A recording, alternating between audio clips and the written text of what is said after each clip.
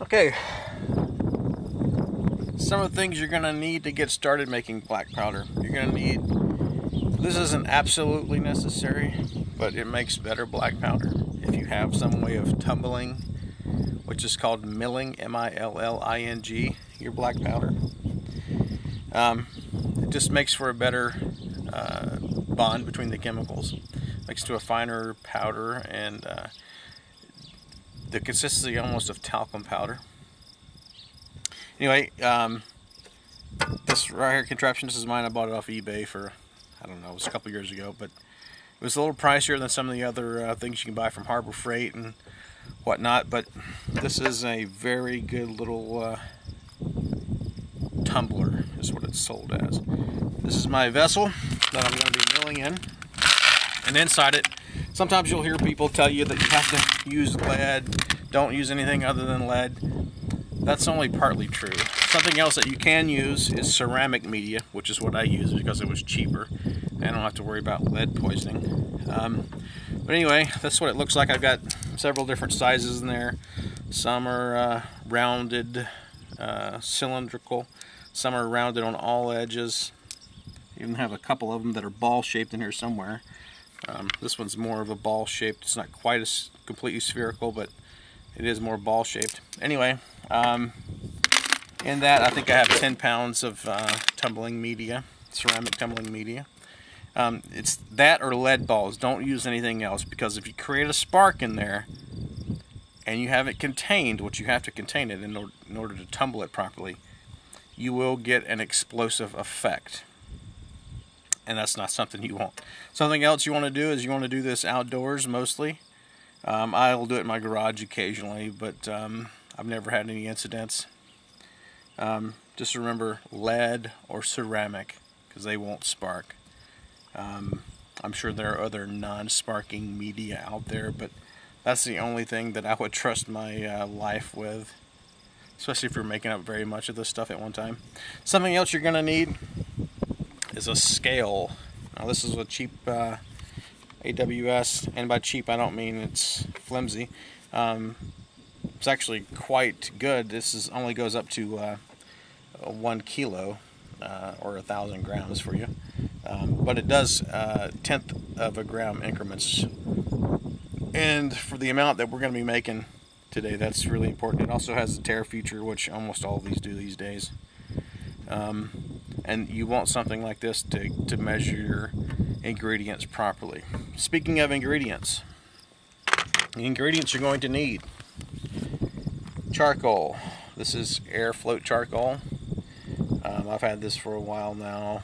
I've been making black powder not quite 2 years now. I've made a number of batches. The first one I did not turn out well. I was trying to actually make stars for fireworks, because that's how I got started in this, was making fireworks. And boy, that's a lot of fun right there. But anyway, I added red gum to it, which was a disaster. But anyway, you need some charcoal. Next thing you're going to need, sulfur. I bought this off of eBay from alphachemicals.com. They have an eBay store as well, but I assume you could go to their website there, alphachemicals.com, and buy it. Outside of that, potassium nitrate. That's what this here is. This is in the prilled form, which means basically it's in these little tiny balls, like that right there.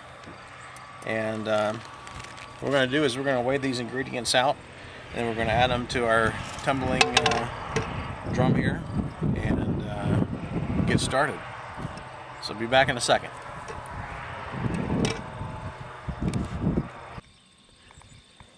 Okay, something else I didn't mention earlier is the amounts of the ingredients that we need to include in there. And the most tried and true formula for black powder, and really good black powder, is 75, 15, and 10. 75% potassium nitrate, sometimes called saltpeter. The chemical formula is KNO3, which is, the K is potassium, the N is nitrate or nitrogen, and the O3 is oxygen 3. You got charcoal at 15%, and you got sulfur, which chemical symbol is S, at 10%. So that's 75, 15, and 10. So and that's by weight, by the way, not by volume, it's by weight. So if a person were going to make 100 grams, it would be 75 grams of potassium nitrate, 15 grams of charcoal, and 10 grams of sulfur. For this purpose today, I think we're probably going to do not quite a half a pound of black powder. So we're going to do about 1/3 of a kilo. So that's going to get us somewhere around probably something not quite 3/4 of a pound. So what we're going to do is because we're going to do 300 grams, we'll just take 75 and multiply that by 3. I love pen and paper, by the way, in case you can. A calculator works just fine. Actually, I have an Excel spreadsheet that does the same thing, and a little program that I wrote in C, because I like to program as well, that will do this for you. But anyway, so I get started. My cup on here, and I have a spoon somewhere. I guess I'll have to go get me another spoon. So we'll turn this scale on. You're probably not going to be able to read these numbers here because of the light, but just trust me that. So we set our cup on here. We want to press the tare button to get rid of the weight of the cup. Now we're going to add 225 grams, which is quite a lot, potassium nitrate. I like to use these plastic spoons because they work great for this application.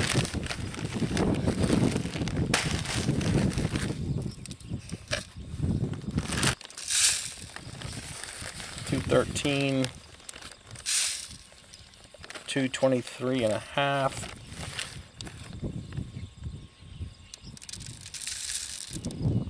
$224.7, $225 exactly.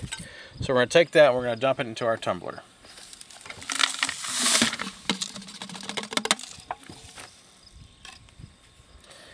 Next up, we're going to do the charcoal. These plastic spoons work great, by the way.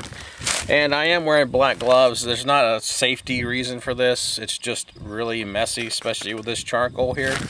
It is really messy, so I wear these gloves so I don't have charcoal all over my hands when I'm done. So again, we need 45 grams of charcoal, which is going to be quite a lot of charcoal. And the reason this is called air float charcoal is because it is so finely ground that it will float in the air, and you do not want to get this stuff in your lungs. If you've never heard of black lung disease, look it up. And that's not even from air float charcoal, but that's nasty stuff. And we're at 36 now. 42.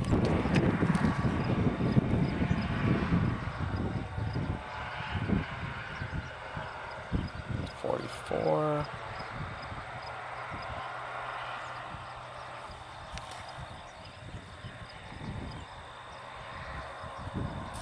That's 45.3, and that's close enough. So we'll empty that. Next up, our sulfur.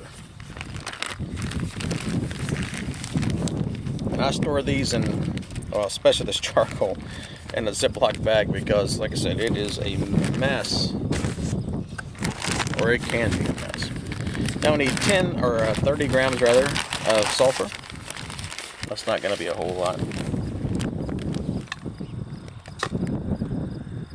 by volume anyway, compared to the others. That's 13.5. That's 20.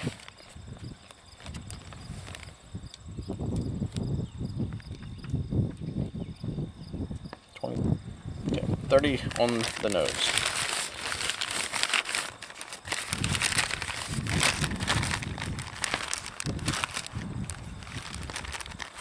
And the larger batches that you make of this, the being off by a fraction of a gram isn't a big deal in the larger volumes.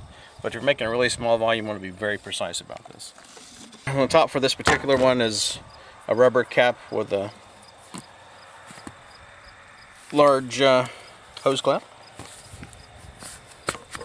So I'll put that on, tighten up the screw. And again, I bought this. This came with this tumbler. I am going to remake this with a screw cap, a clean out cap as it's called in plumbing. But I'll get an extension cord, we'll hook this up and get it started. So here I am, I'm back, got the extension cord here, ready to plug this dude in. Now it's not absolutely necessary, as I said, to have a tumbler. There are sets of screens a person can buy that you can mix this by hand. In fact, you can actually just use a mortar and pestle should you be so inclined. That's a lot of work, however, and being some might say an atypical American, or a typical American rather, I'd like to have my machines do my work for me. So therefore we're going to go ahead and put this on here and let it get going. We're going to let this go for, I like to mill my powder for about 4 to 5 hours, although I have done some stuff for about 12 hours before, and I'll just say this, the more milling you do, I'm sure there's a point of diminishing returns rather, in terms of the length of period of doing this, but I have found 6 hours or better makes for a fantastic burn rate.